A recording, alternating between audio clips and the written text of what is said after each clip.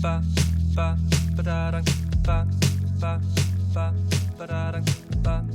what's up everyone? Welcome to your daily devotional, and today's devotional comes from Acts 23.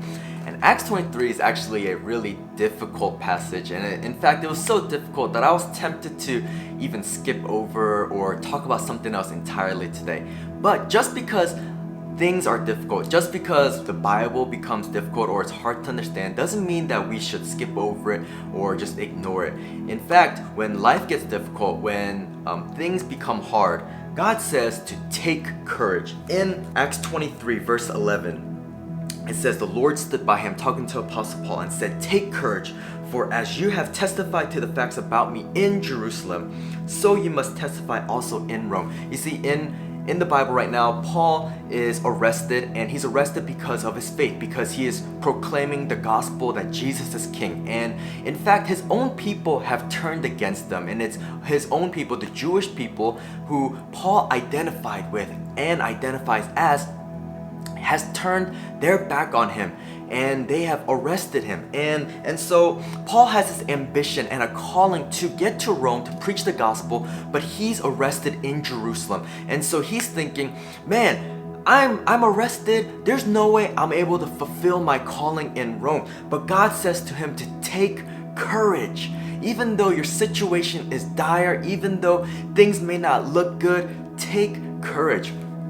You know, for me, a couple of years ago, I had met some old friends of mine who used to be missionaries, and I met them, and as we're parting ways, they offered to pray for me. And one of the things that they prayed over me, my two friends, they said, one thing that they said that was the same was they saw me in Africa. They saw me as a missionary or a father in Africa.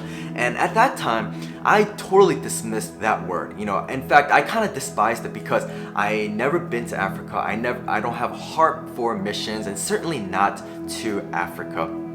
And so I just thought of my friends as, you know, they're missionaries, and they probably just pray this prayer over everyone because they want everyone to, you know, be missionaries. But lo and behold, even though I had no desire to go to Africa, nor even thought that there would be a possibility for me to go, in the last 2 years, I've been to Africa twice, and the last time I went to many different cities and had the opportunity to minister to over 25,000 people in less than 2 weeks. And so, you know, a word that I received 3 years ago that I didn't believe in, it came to pass because God allowed it to pass. And so you may be in a situation, or you may be thinking that there is no way that this thing is possible. There is no way that God is going to use me. There is no way that God still loves me, or that God still cares about me. You know, Joe, you don't know the things that I've been through. You don't know the things that I do. You don't know about my sins. You know, I've messed up so many times.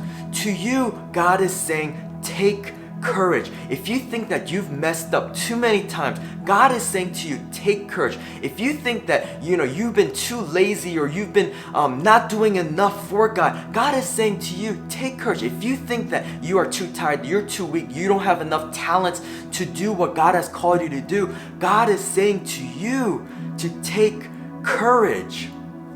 You see, no matter what your circumstances are, no matter how dire or how bleak things may seem, God can still make a way. He will pull through for you. And so to you, God is saying, take courage, be strong, stand firm, stay faithful, because He still has a purpose for you. He still has a plan and a destiny.